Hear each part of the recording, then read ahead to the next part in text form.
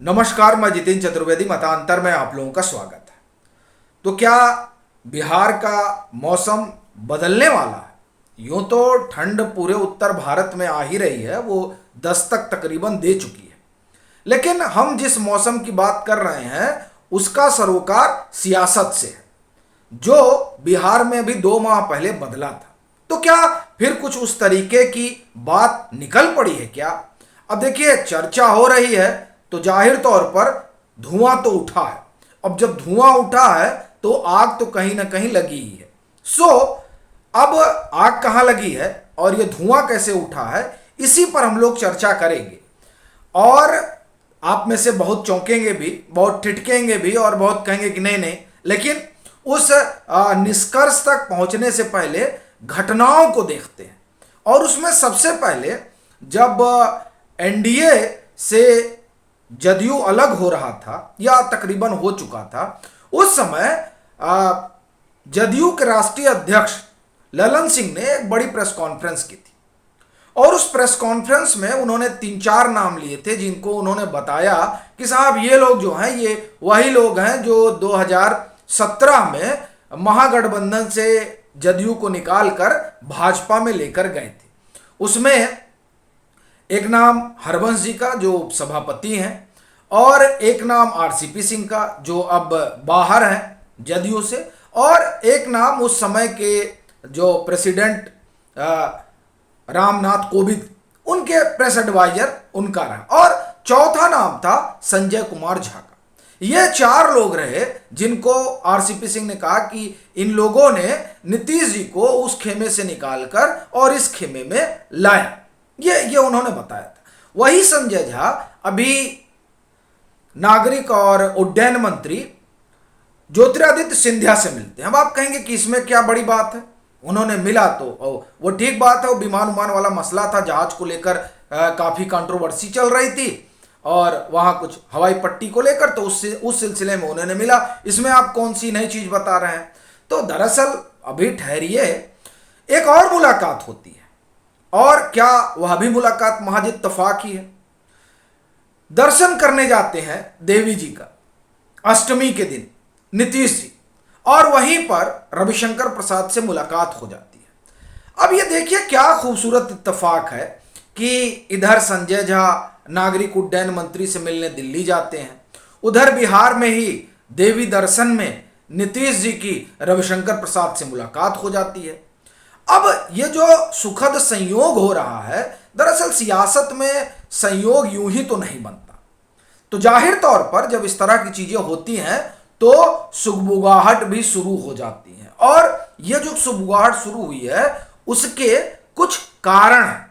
पहला कारण तो यही है कि नीतीश जी जब उन्होंने एनडीए छोड़ा, तो असल में एनडीए छोड़ने का कारण यह कतई नहीं था कि वो महागठबंधन में जाकर मुख्यमंत्री बने रहते। उनका तो अपना एक एम्बिशन था, वो ये कि वो विपक्ष को एक धागे में बांधे और थोड़ा सा और आगे चले। तो विपक्ष उनको हाथों हाथ उठाए और जो प्रधानमंत्री की कुर्सी है वहां तक वो पहुंचे, और अगर ना भी पहुंचे तो कम से कम बतौर चेहरा चुनाव तो लड़े।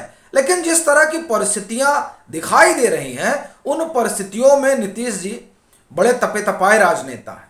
वो समझ गए कि ये जो है मेढक तौलने जैसा है, जैसा कि शिवानंद तिवारी ने कहा था कि विपक्ष को एक करना मेढक तौलने जैसा। और इस बात को नीतीश जी से बेहतर कोई जानता नहीं है, क्योंकि जब महागठबंधन बना और उस सरकार के बनने के बाद वो 2 बार दिल्ली गए। एक बार गए तो वो तकरीबन 10 नेताओं से मेल मुलाकात की और उन्होंने सबका मन टटोला। दूसरी बार जब गए तो वो सोनिया जी से मिलने गए, और वहां मेल मुलाकात के बाद वो 1-2 चीजें तो स्पष्ट तौर पर वो समझ ही गए होंगे। जब जो चीजें तमाम राजनीतिक विश्लेषक और पत्रकार समझ रहे हैं, तो वो तो 24x7 सिर्फ सियासत करते हैं। तो उनको इस बात का एहसास हो गया कि मामला जैसा वो सोच रहे थे वैसा दिख नहीं रहा। और फिर फतेहाबाद रैली, जिससे बड़ी आशा थी कि साहब यहाँ पर पूरा जनता परिवार का कुनबा इकट्ठा होगा, सो वो कुनबा भी इकट्ठा वहाँ नहीं हुआ। उत्तर प्रदेश में जिस समाजवादी पार्टी से उन्हें उम्मीद थी, वो समाजवादी पार्टी भी उस तरीके से वार वेलकम करती नहीं दिखी। फिर आप चले जाइए उड़ीसा में, तो नवीन पटनायक भी कुछ उस तरीके का वार्म वेलकम करते नजर नहीं आ रहे हैं।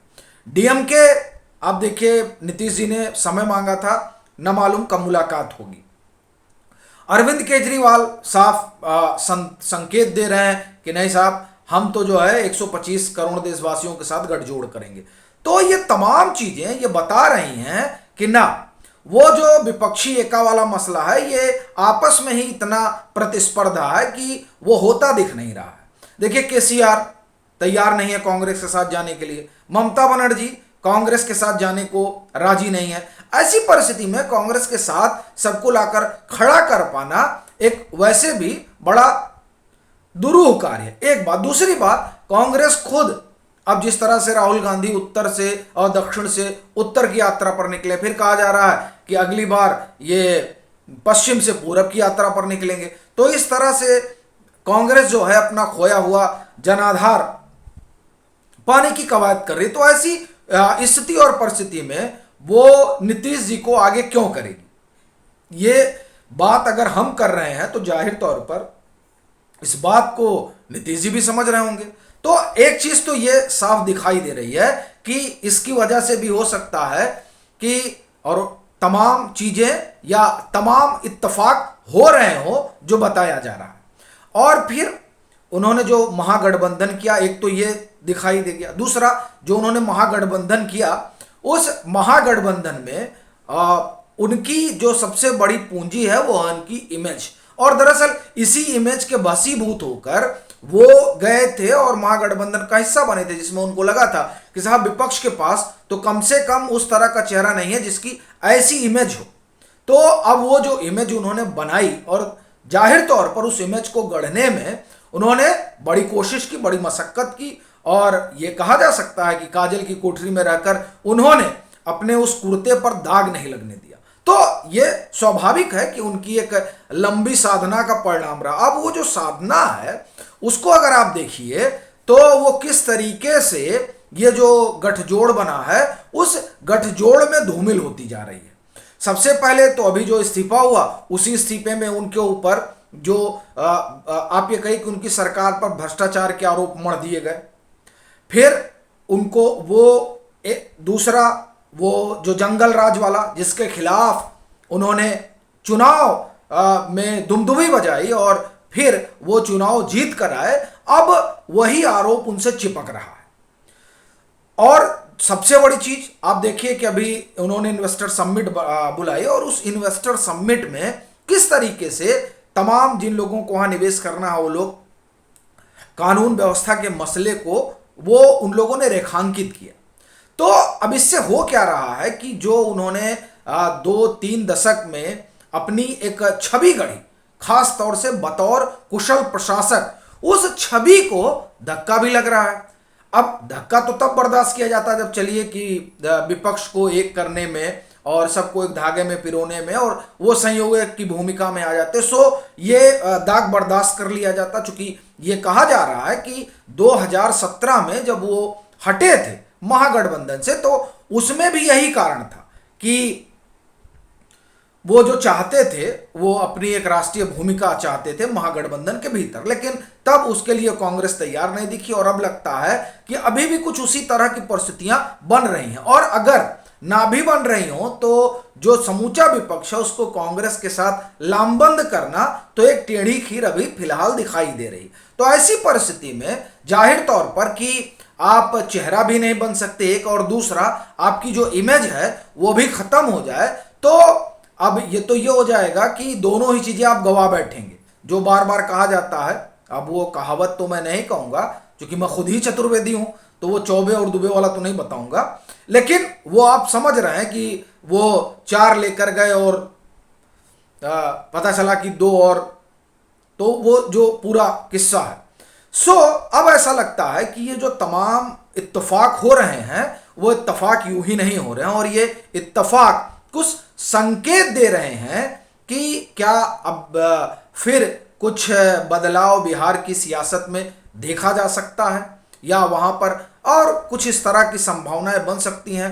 चूंकि राजद की तरफ से प्रेशर पॉलिटिक्स तो चल ही रही है। हाँ, एक चीज ये हो सकता है कि ये जो तमाम मुलाकातें हों, ये मुलाकात जदयू की तरफ से प्रेशर पॉलिटिक्स हो, क्योंकि नीतीश जी का रविशंकर प्रसाद को अभिवादन करना, मिलना, और फिर इधर संजय झा का जाना। देखिए वो बात ठीक है, वो नागरिक उड्डयन मंत्री से मिलने गए, लेकिन ये जो तमाम चीजें एक साथ घट रही हैं, और फिर उधर संजय जायसवाल का बयान आना, इधर सुशील मोदी का इस कदर हमलावर हो जाना, तो अब ये तमाम चीजें कुछ इशारा कर रही हैं।